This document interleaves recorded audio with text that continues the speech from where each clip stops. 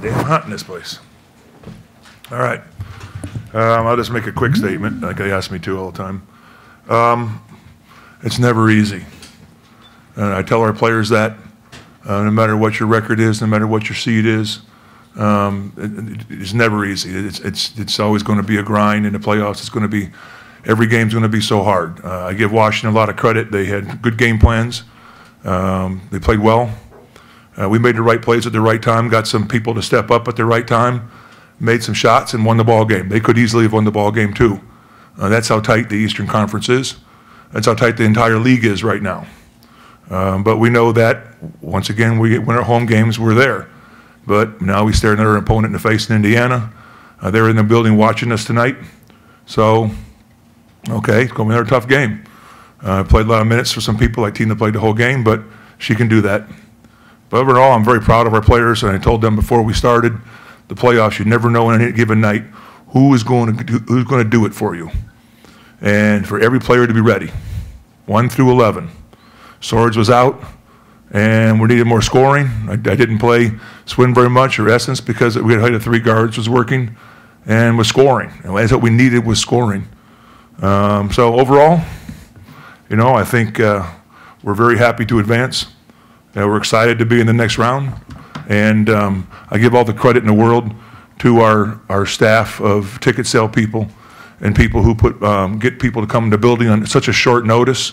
You know, you only have a day in between, a day and a half to sell tickets and get people in. That's the second crowd in a row that's been phenomenal. You all witnessed it. They were loud. They were into it. It's great to be in the Garden for our players.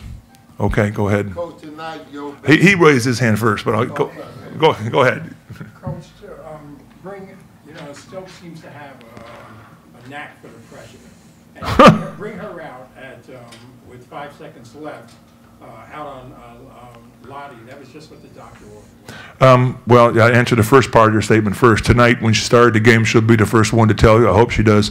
She was a deer in headlights. She was not a non-existent at all. I was on her. Our trainer was on her. The players were on her. She's a much better player and competitor than she was showing in the first 5 minutes of that basketball game today. Once she got her feet grounded and got her mind right, she played a solid game. We knew that we were going to switch everything when we're up by 3 points. Do not give them a 3-ball. And as you saw, we won a game earlier in the season. She blocked Lawson's 3-point ball in the corner with the same play. Gets a running start. She's so long, and it was a great block. Phil, 2 things on that. Being able to switch like that is something you're able to do essentially because Kia can guard anyone, interior or exterior, right? And how appropriate did you think it was that it was Kia making that block in your defense that essentially sealed the game there?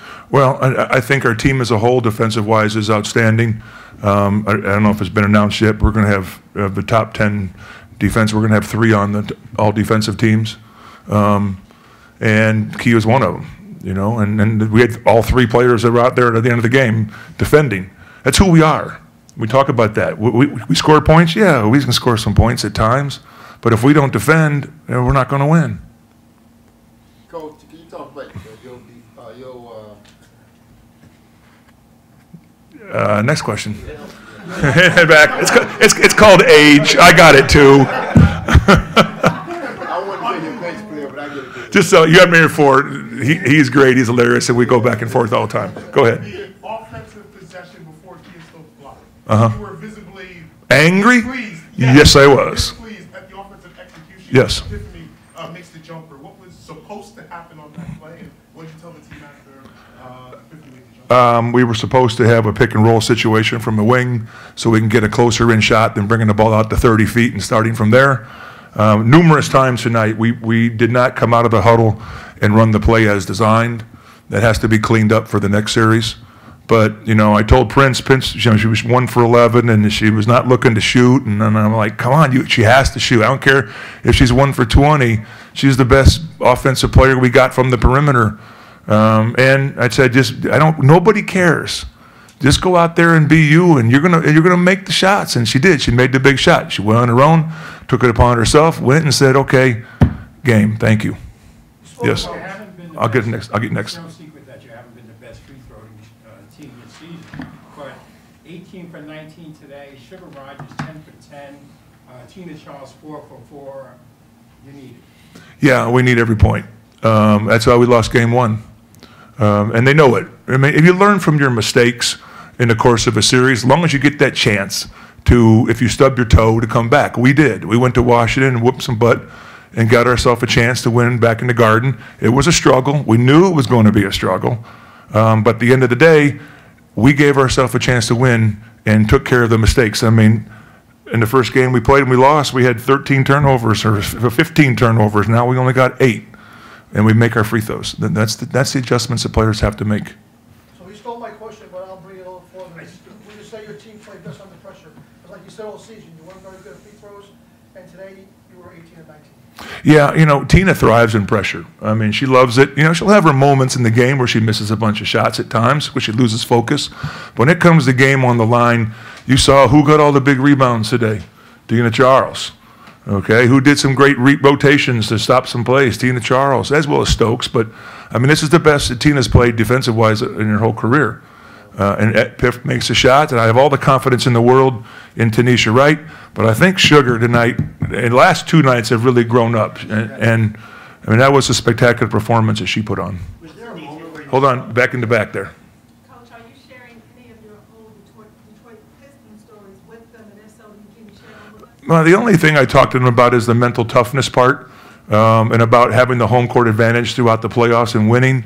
Other than that, they're 2 different teams. They both were great mental toughness and great internal leadership in the locker room. Other than that, they're vastly different. Detroit was big and physical and just bullied you. This is more of a skilled team, and they do it by execution.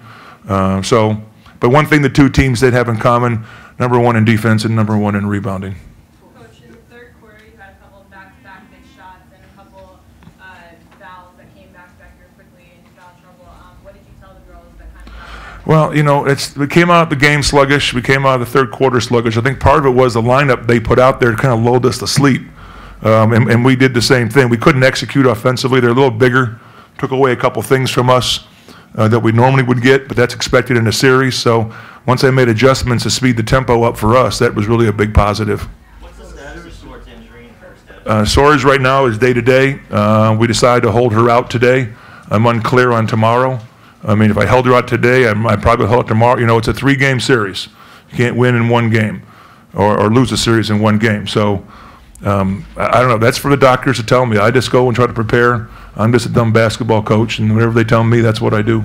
Just the specifics of Kia, once you got beyond that first 5 minutes, did you see a moment or a possession where you sort of understood, all right, she's locked in with Kia, I've had a season? No, I think it was just her aggressive nature in going for rebounds then. I mean, she was so passive out there at the start of the game, and then all of a sudden, she got a few rebounds to get her mojo going.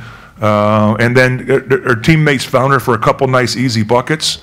That is always a big positive for any player to score easily like that.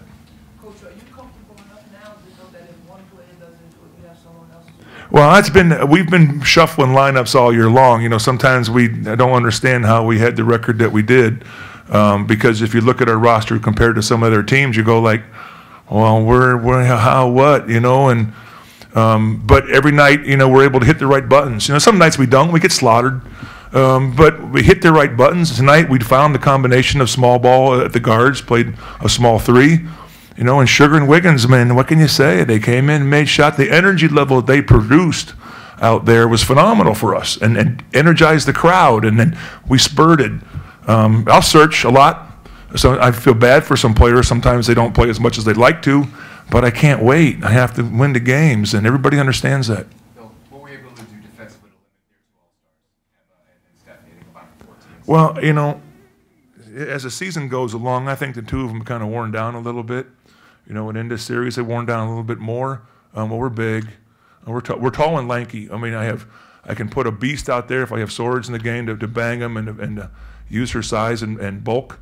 But I have Kia and Tina are both very long. And so it's difficult to shoot straight over them, and we can recover. Dolson gets a lot of first shots on pick and pops. We recovered well to stop that particular action. And Misa Min just normally does little spin moves and shoots over. She's 6'4".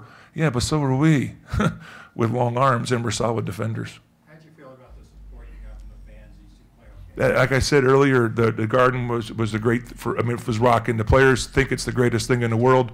I will say that, I was asked earlier today that, you're going to have a back-to-back here, and you're going to start the next series with no preparation day.